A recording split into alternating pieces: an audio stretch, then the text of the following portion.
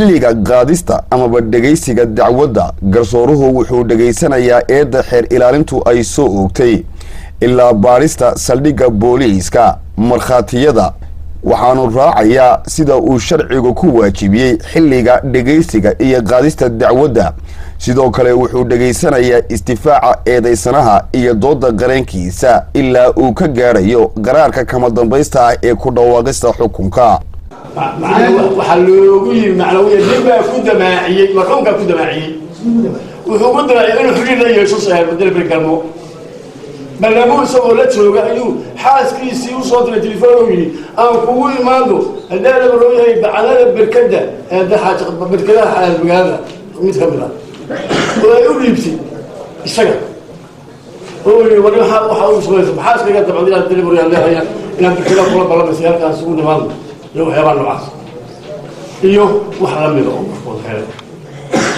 oo waxyaabo baahan maxkamadu inay taabato oo erga ka galay oo qurxasha maxkamad loo dhan ogaatay ama ka warayso lama tixgelin lama xeelay waa duruuf u baahan in hadii la buriyo jiritaankeeda markay maxkamadu taabato inay tixgeliso waxa inta raacda tafaaluhu difaaciisi waa dhaartay wuxuu maxkamadda u sooray inaanu rabin inuu markii gaari istaagay ninka kale oo xoogaa ka dhaxeeyay dareenaha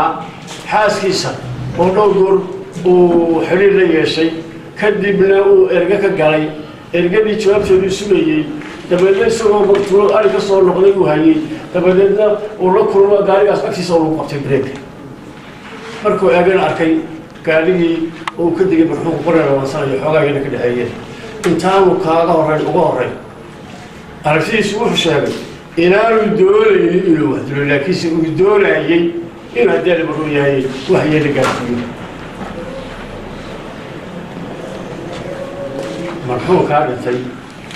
ma doonayin inuu dilo wuxuu doonayay inuu wax yeelo gaarsiiyo nasiib daro dhaawac uu noqday wuxuuna ku dhintay markii la qaaday gabashii la shidee انت ما يقدر يا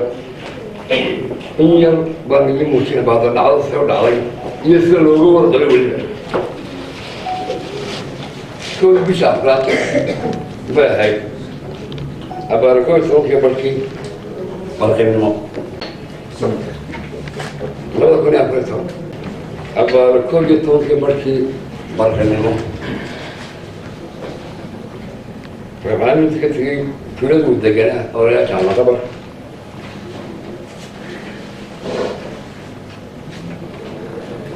روحوا تجي ودلوين بابور خاين مصر وجا كان بابور بيشي شاكي صوت بيجي ساعات هاي مطلقة كل بيشي نقاطين هكذا بابور بيشي توصل بيجي هنا فوق مقابل يسوي أبوري بقطع حبيت نسيت توصل على والله شيء والله بيكسر كل سوري كل شيء ما سكت وقعدوني واحد طلبة تلاوي كتلبة قيامها إنه هو يسوي عليه يعني كلا قاعد تقول ده قبش اللي جاي وحد أبو جاري وذي شغلنا لا جاي ولا ولا واحد يعمل قاعد في الدنيا فولاي إنه واحد برا عندنا أو كتلاقى أو هبني من كسر توصل وصل من فوق يسوقاته ووضع له هو كراي وكسر جاي ما كسر مرة بعمر سوى جالس وأنا شو مخاطر قوة دعوة نسل كافرين دوران وها مثل ما بدنا نسل أو أي مثل صح قوم شو وها ده مرحوم نقاش عيد وليه فكانوا شو درجة هذا دعوة كل شيء نجيب تيجي مرحوم التليفون فوق دري أبغى أستدي اسمعني ما وقولوا أني قاعد أقول صار أدو جوجل إياه سكتش لكن ما هو كل شيء أبي ساعات إذا ما دافع سأسمع قصة مرة كسرات فرد دمشق ما بيجي على ذا فكسرات وحيوان كردن نقول كسرات معها هذول يرفضوا فلا حاضر أما أنا قاعد أفكر أما أنا أما فين أقول بالله أو لأنه نفسه كان لا يبغى لا تسمعني وهو بس يجي كذا وحكى بدل بيجي لكن ما كل هاي عندنا يعني دعوة هذول دعوة نسوي نتيجة نقول ندير لما كانوا دوني فهذا دوني ما لها مرن شكل ما هو شرط راح نتواصل نيجي كل عضو الله وتحصل بالمقابل ودي ما تظن معنا عارف التنمية خصوصا التنمية كتير بارينا يكون خصوصا قلبك أفضل بقصة الدنيا في الحياة كتاب تقول وهو فصل آيات القرآن الكريم كان سورة البقرة وقلت ضباط تنيس وقلت ضباط تنيس الآن ففعلوه له إياهي قفكي قريد دمجاز كدي مركي وسيب بارينا حبطك قد نفتي مرحومك كليدا هوستيدا كليدا بدي هوستيدا تاسو بويسي حديدنا واوين اي كليدا مرحومك ما قبط ku geeriyooday sababta falkaas taariikhdu markay ahayd kowdii bishii afraad 2014 isla goobtaan ku geeriyooday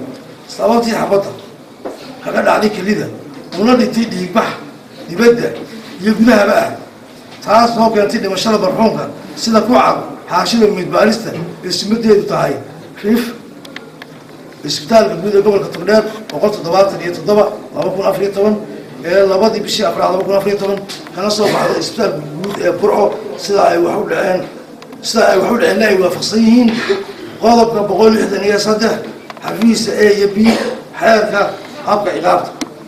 سلاده المحكمه الشرعيه اسكن اسلام وضبط لها بقول نبي صدن لا بقول صدحي صدن لابا بقول صدني أفر بقول كوبيا لبعتن بقول صدحية لبعتن بقول صدحية لحدا حياة كافة عقابته يقضبك أفر بقول صدني أفر حياة عقابته بود هو وافقصان آيرها قرآن بكريم بقى سورة البقرة بقول تدباتني سديد بقول تدباتني سغال واحد صوص ارتي حكم كان